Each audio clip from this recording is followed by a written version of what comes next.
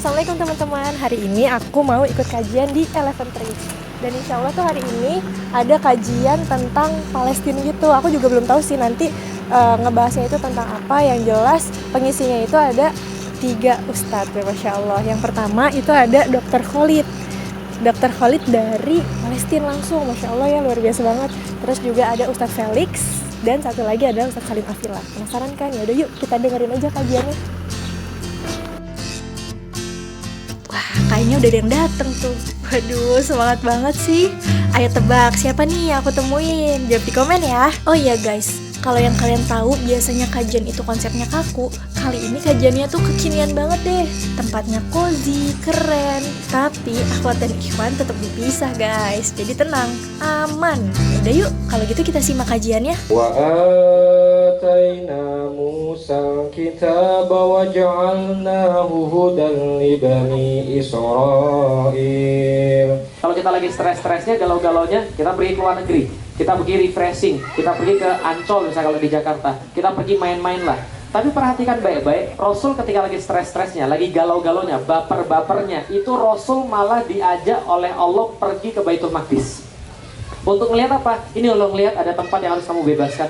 Ini lo lihat ada tempat yang terjajah. Kalau kamu ngelihat ini, kamu rencanain sesuatu untuk di sini, kamu berusaha untuk membebaskan mereka, maka perjuanganmu itu akan terasa mudah. A man named Maulana Usman Haji came from Baitul Maqdis to this Jazirah, Jawa.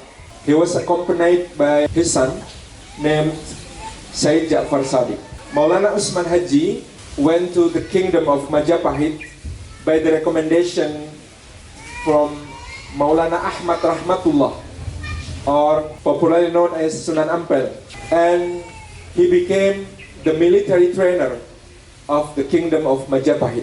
The shape of the Kaaba, the old Kaaba, and the shape of Al-Aqsa is identical. Not only that, the angles are exactly the same, 85, 85, 92, 92. What does this tell us?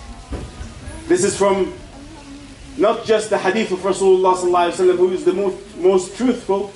This is physical evidence that the builder of these two buildings are the same, or he copied the same design from the other building. Because there is no two buildings in the world that look like this. Each wall in the Kaaba today has a different dimension. It's not a square or a cube. Each wall has a different dimension, and check it out. If we claim to be Muslims, then there must be something going on in this heart wanting to do something. Because we cannot say that we are Muslims and watch what is happening right now and do nothing. Impossible. Then there is something wrong with our iman, there is something wrong with our Islam, there is something wrong with our mind. Absolutely. Astagfirullah, ketampar banget ya teman-teman. Nah, setelah ini akan ada eksklusif interview bersama Dr. Khalid El-Awaisi. Tapi sebelumnya kita doa sama-sama dulu ya, Lafalila. Allahumma urzuqna salatan fil masjid al-aqsa wa huwa hurrun aziz. Allahumma urzuqna salatan في المسجد الأقصى وهو حر عزيز آمين آمين آمين.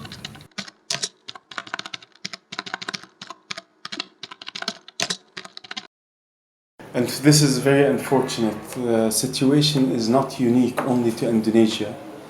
The situation of the ignorance of the Muslims about Baitul Maqdis is something I have seen across the whole of the Muslim world, which is very sad. And this is part of making the Muslims ignorant about this issue and making it initially as from an Islamic issue to an Arab issue, and after an Arab issue to a Palestinian issue.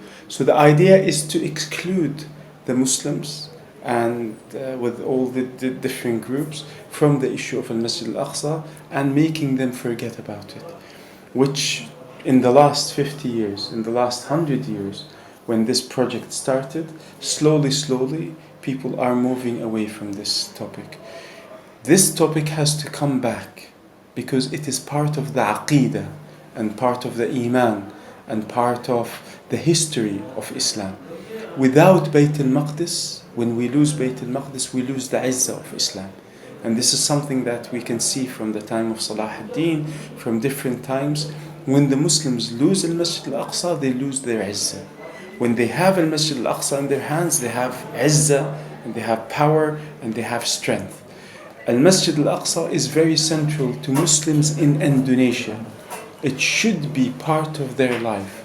It should be part of the air they breathe, the culture. It should be in our hearts, souls, and minds, and we should always be thinking about this issue because it is very central to our past, present, and also our future, inshallah.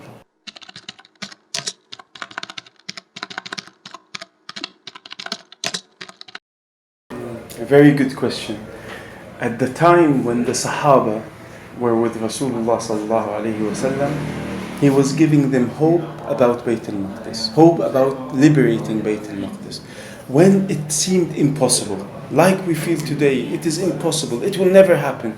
Rasulullah during the Khandaq, the battle of the Khandaq, the battle of the trench, when it was very difficult, they had very little food, very little water. Rasulullah had stones on his stomach, and Rasulullah, they found a big stone in the Khandaq, they cannot break it. Rasulullah comes and he hits it and he says, I have been given the keys of Ash-Sham, the keys of Baitul Maqdis, to give hope. At the most difficult time, we need hope. Baitul Maqdis is the land of hope. When Ibrahim alayhi salam was in the most difficult position, when he was thrown in the fire, they wanted to kill him, Allah took him to the land of hope and took him to Baitul Maqdis. Baitul Maqdis gives us hope. Allah tells us in the Quran, we will make the Fatah of Baitul Maqdis. In the first page of Surah Al-Isra, فَإِذَا جَاءَ وَعْدُ الْآخِرَةِ, and He gives us the roadmap to the liberation of Baitul Maqdis in the first chapter of Surah Al-Isra. It will be liberated, I am certain. Like I see you here in front of me, I have no doubt. My question is, when will it be liberated? If we, me and you and the audience, work hard enough to liberate Al-Aqsa, we will see it in our lifetime. But as Allah says in the Quran, وَإِن تَتَوَلَّوْا يَسْتَبْدِلْ قَوْمًا غَيْرَكُمْ. If you don't do anything, Allah will exchange you with someone who will do the work. For this reason, we have to work very hard to liberate Al-Masjid Al-Aqsa. But you ask me, how can we do it?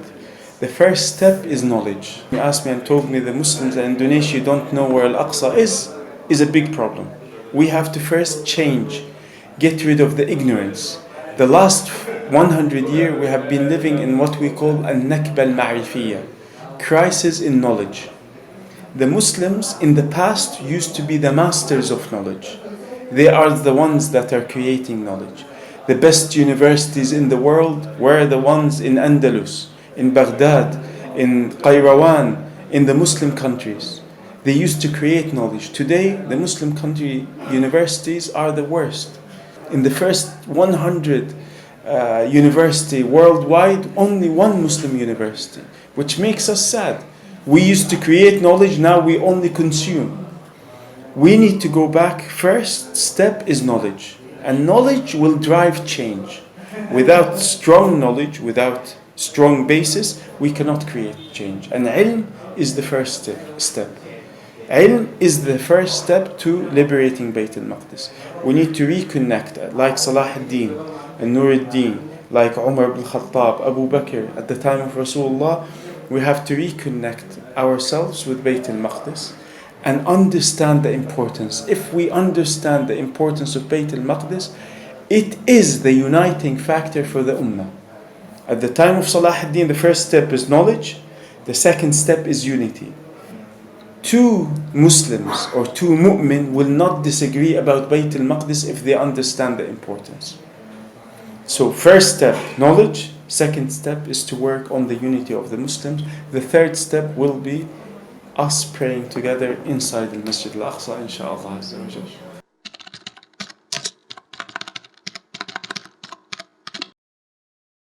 Excellent question. This is our role as young Muslims today. Today, technology, social media, and new inventions every day. Indonesia is the biggest Muslim country, and young Muslim women in this country create a very big proportion. We should go back to, we are the ones that are creating the trends. We are the ones that are making contribution to this digital age that we are living in, not just using what they are creating. This is number one.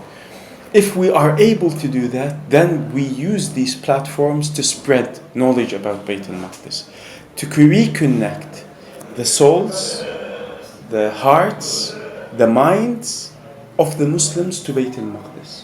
These three are very important. Like Rasulullah connected the Sahaba's soul, heart, and mind to Baitul Maqdis.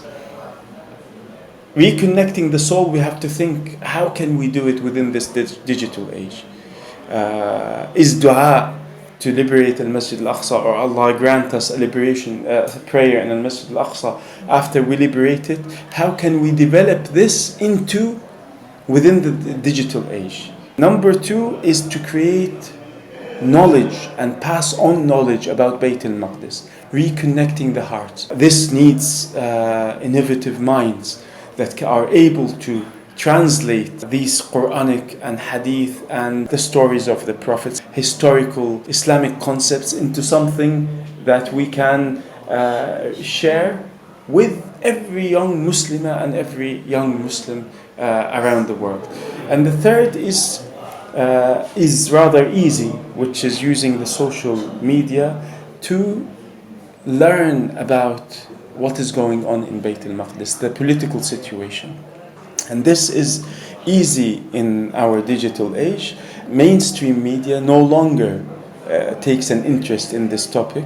We have to follow it individually or create some sort of platform in Indonesia where young Muslims can follow what is going in Baitul Maqdis on a daily basis.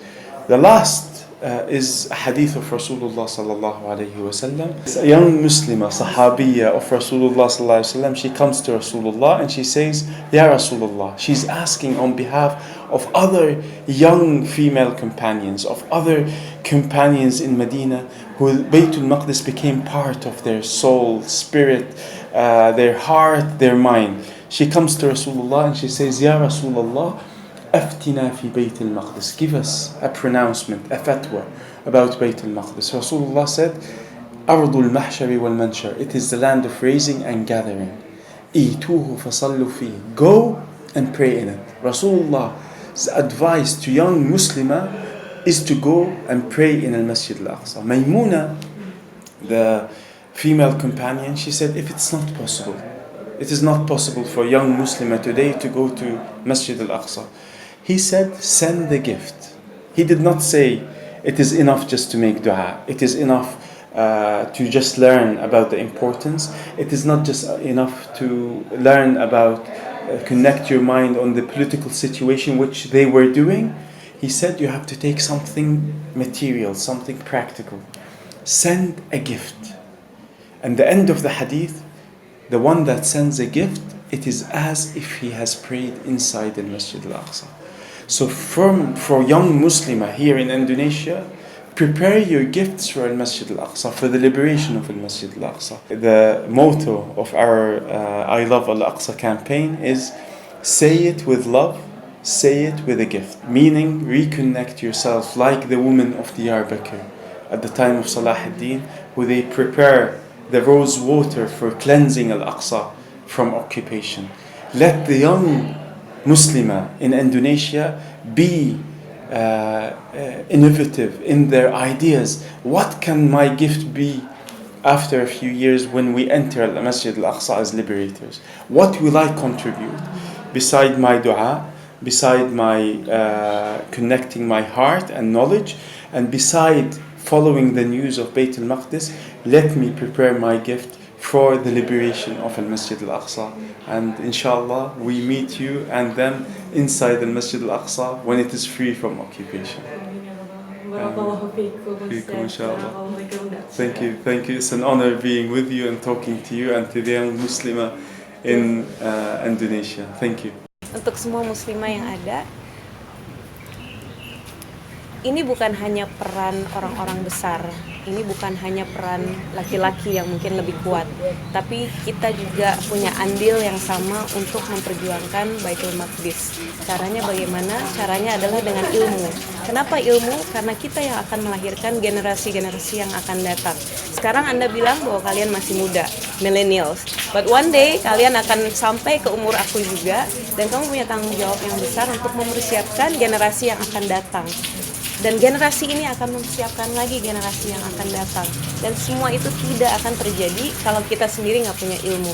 Jadi untuk para muslimah yang hebat-hebat, yang keren-keren, yang sudah mengikuti Ummu Walila dan juga teman-teman di Hijab Walila, semoga kita semua punya semangat yang sama untuk belajar, untuk mengamalkan, dan yang tentunya untuk menjadi hamba Allah yang terbaik. Saya bersyukur sekali bisa bergabung dengan Sahabat Al-Aqsho dan juga kawan-kawan di Jakarta hari ini bersama Dr. Khalid Al-Awaisi, di mana kita ingin memuatkan pemahaman kita tentang Masjidil Aqsa. Karena kalau kita tidak kenal, kita tidak bisa cinta. Kalau kita tidak bisa cinta, kita tidak bisa ikut memperjuangkan. Padahal Masjidil Aqsa bukan cuma masa lalu, tapi dia masa kini dan masa depan kita semua sebagai umat Islam. Kata Rasulullah, kirimkan hadiah ke Baitul Maqdis. Maka kita mencoba untuk mengirimkan hadiah ke Baitul Maqdis melalui apapun yang kita bisa. Maka teman-teman sahabat Al-Aqsho, insya Allah bisa memfasilitasi teman-teman sekalian untuk mengirimkan hadiah kepada saudara-saudara kita di sana sebagai bagian daripada action kita untuk peduli kepada Baitul Maqdis dan mencintai Baitul Maqdis. Mudah-mudahan Allah menganugerahkan kita kesempatan untuk sholat di sana, sholat dengan sholat kemenangan di sana insya Allah. Assalamualaikum warahmatullahi wabarakatuh.